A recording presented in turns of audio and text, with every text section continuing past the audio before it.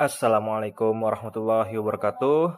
Halo Sobat PU semuanya, izinkan kami dari kelompok 5 memperkenalkan diri. Halo, perkenalkan nama saya Radi Permana. Di sini saya memiliki jabatan yaitu Penata Kelola Bangunan Gedung dan Kawasan Permukiman. Saya ditempatkan di BPBPK Lampung dan sementara diperbantukan di Direktorat Jenderal Prasarana Strategis. Halo, perkenalkan saya Rizal Arifuddin dari BPJN Lampung, Jabatan Penata Kelola Jalan dan Jembatan Ahli Pertama. Perkenalkan, saya Rizal Batiar dari BPBPK Babel. Jabatan saya Penata Kelola Bangunan Gedung dan Kawasan Permukiman.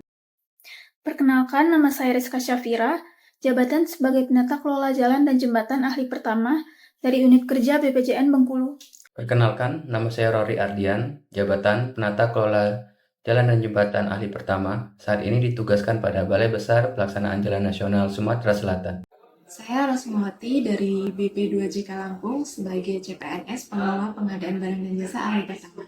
Perkenalkan, nama saya Rolis Putra Pradana dalam jabatan Peranata Komputer Ahli Pertama di Balai Jasa Konstruksi Wilayah 2 Palembang. Ya, di video kali ini kami dari kelompok 5 akan membahas mulai dari penjelasan singkat fitur TNDE, interview pegawai mengenai pengalaman selama menggunakan TNDE, lalu kita juga akan membahas apa sih POV teman-teman kita terkait TNDE. Untuk mempersingkat waktu, langsung ke materi pertama. Untuk Mas Roy, dipersilahkan. Saya akan menjelaskan tentang aplikasi TNDE. Aplikasi TNDE atau Tata Naskah Dinas Elektronik adalah sistem digital yang digunakan untuk mengelola seluruh administrasi surat menyurat dan tata kelola dokumen di lingkungan kerja pemerintah. Aplikasi ini dirancang untuk meningkatkan efektivitas, efisiensi, dan transparansi dalam pengelolaan naskah dinas. Secara garis besar, TNDE memiliki beberapa menu utama. Pertama, surat masuk untuk mencatat dan menindaklanjuti semua surat yang diterima. Lalu ada surat undangan, berfungsi untuk mengelola undangan resmi yang masuk. Lalu ada surat perintah tugas, membuat penugasan resmi kepada pegawai. Selanjutnya ada surat keluar, yaitu surat yang diterbitkan atau dikirimkan oleh instansi. Kemudian ada progres tugas untuk memantau tindak lanjut setiap perintah kerja. Dokumentasi undangan digunakan untuk menyimpan bukti dan hasil kegiatan undangan. Lalu ada arsip surat, menyimpan seluruh surat yang sudah selesai diproses. Pada bagian laporan, tersedia fitur rekap surat masuk untuk melihat data surat secara visual. Selain itu terdapat menu agenda, kalender yang dapat menampilkan jadwal kegiatan instansi. Terakhir, aplikasi ini juga menyediakan template borang atau acu yang memudahkan pegawai dalam menggunakan format standar dokumen yang sudah ditentukan. Dengan adanya TNDE, pengelolaan surat dan dokumen di instansi menjadi lebih cepat, terstruktur, dan terdokumentasi dengan baik. Oke, mantep banget ya penjelasan dari Mas Roy. Selanjutnya, interview penggunaan TNDE oleh Mbak Rosma. Untuk Mbak Rosma, dipersilahkan. Kali ini saya akan melakukan wawancara dengan salah satu pengguna aktif TNDE di BP2JK Lampung, yaitu Sekretaris BP2JK Lampung. Yang pertama nih, apa manfaat yang langsung dirasakan dengan adanya TNDE ini?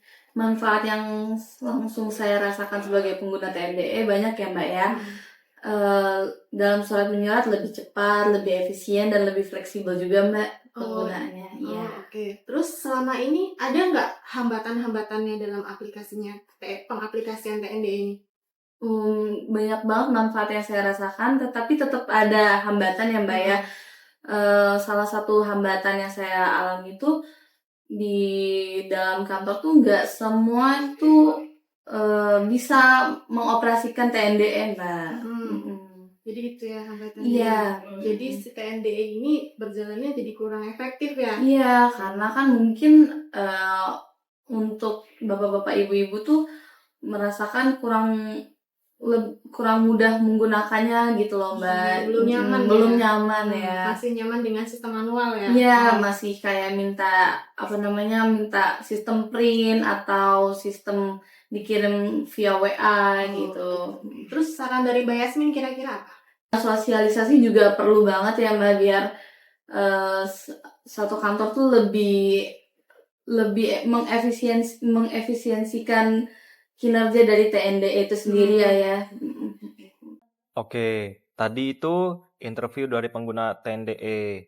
Jadi kita makin tahu ya apa aja sih sebenarnya, mulai dari manfaat, terus apa aja kekurangan TNDE. Oke, kita lanjut ke POV CPNS tentang manfaat, kendala, dan lain-lain. Materi ini akan disampaikan oleh Bang Rory, Bang Arif, dan Bang Bahtiar. Untuk ketiganya dipersilahkan.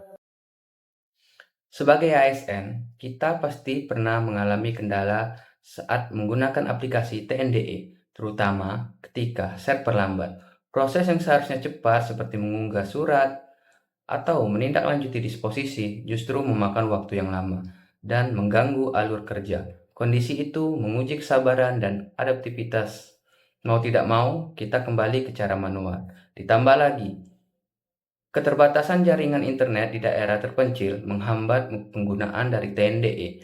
Hal seperti itulah yang membuat penerapan manajemen ASN berbasis digital tidak konsisten di antar wilayah Indonesia. Yang akan saya bahas adalah belum adanya sosialisasi penggunaan TNDE untuk sebagian pegawai. Alasannya adalah yang pertama, kurangnya komunikasi internal dalam organisasi.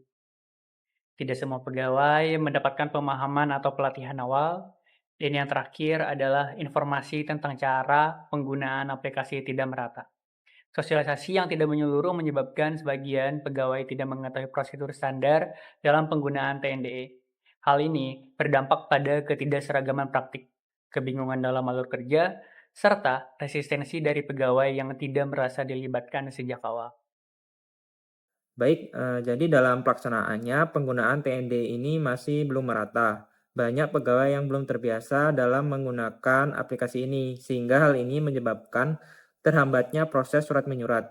Salah satu penyebabnya yaitu budaya kerja yang masih menggunakan cara lama, yaitu sistem manual atau paper based. Setiap perubahan, apalagi yang fundamental seperti digitalisasi ini, pasti menimbulkan resistensi, rasa nyaman dan dengan rutinitas lama serta kekhawatiran akan kesulitan belajar menjadi alasan kuat mengapa pegawai enggan terbiasa dengan teknologi baru seperti TNDE ini. Seharusnya penggunaan TNDE ini mampu meningkatkan efektivitas kinerja sebuah organisasi. Oleh karena itu perlu adanya literasi digital yang praktis agar penggunaan TNDE ini bisa optimal bagi seluruh pegawai. Oke, mantap banget ya insight-nya untuk penjelasan, interview, dan POV CPNS. Terus kira-kira apa sih yang bisa diberikan solusi dari kelompok 5 ini? Nah, solusi dari kelompok 5 ini akan disampaikan oleh Bariska. Untuk Bariska dipersilahkan. Solusi terbaik yang dipilih adalah infografis berupa poster digital penggunaan TNDE.